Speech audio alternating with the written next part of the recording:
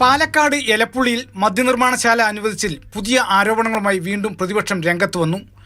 ഡൽഹി മദ്യനയ കേസിലെ പ്രതിയും മുൻ തെലങ്കാന മുഖ്യമന്ത്രി കെ ചന്ദ്രശേഖർ റാവുവിന്റെ മകളുമായ കെ കവിത കേരളത്തിൽ വന്നുവെന്നാണ് പ്രതിപക്ഷത്തിന്റെ പുതിയ ആരോപണം. BRS നേതാവ് കവിത കേരളത്തിൽ വന്നത് ബ്രൂവറിയുടെ ഡീൽ ഉറപ്പിക്കാനാണെന്നാണ് പ്രതിപക്ഷ നേതാവ് VD സതീശന്റെ ആരോപണം. കവിത എവിടെയാണ് താമസിച്ചത് നിങ്ങൾ അന്വേഷിക്കും. നിങ്ങൾ അന്വേഷിച്ച് കിട്ടിയില്ലെങ്കിൽ ഞാൻ പറയാം സ്ഥലം ഇതിൽ നിന്ന് പിൻവാങ്ങണം എന്നാണ് ഞങ്ങളുടെ ഡിമാൻഡ്, ഫസ്റ്റ് ഡിമാൻഡ്. ഒയാസിസ് കമ്പനിക്ക് വേണ്ടിയാണ് മദ്യനയം മാറ്റിയെന്ന് രമേശ് ചെന്നിത്തലയും ആരോപിച്ചു.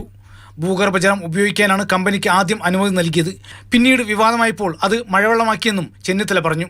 ഭൂഗർഭജലം ഉപയോഗിച്ചുകൊണ്ടുള്ള മദ്യം ഉൽപ്പാദിപ്പിക്കുന്ന കമ്പനിക്കായിരുന്നു ആദ്യ ശുപാർശ.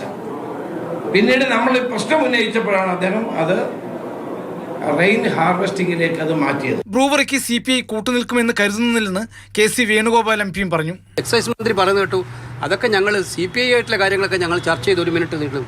അതിൻ്റെ അർത്ഥം നടത്തിയ ഡീല് CPIക്കും കൂടെ ഷെയർ ചെയ്യുന്നതാണ് ഉദ്ദേശിച്ചത്.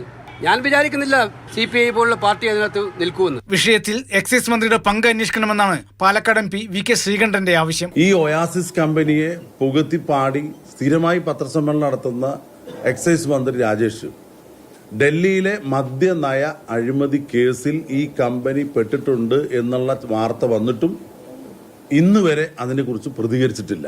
അതേസമയം ഇടതുമുന്നണിയിൽ അതൃപ്തി പ്രകടിപ്പിച്ചുകൊണ്ട് CPIക്ക് പിന്നാലെ RJDയും രംഗത്ത് വന്നു. ഇപ്പോഴത്തെ LDF convener Shri TK Ramakrishnan excise മന്ത്രിയായിരുന്ന ആളാണ്.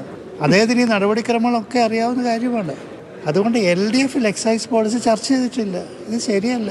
പ്രതിപക്ഷത്തിന്റെ ചോദ്യങ്ങൾക്ക് മറുചോദ്യമായിട്ടായിരുന്നു ഇതുവരെ സർക്കാർ പ്രതിനിധികൾ രംഗത്ത് വന്നിട്ടുള്ളത്.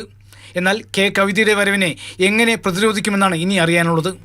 News desk, Mathrubhumi news.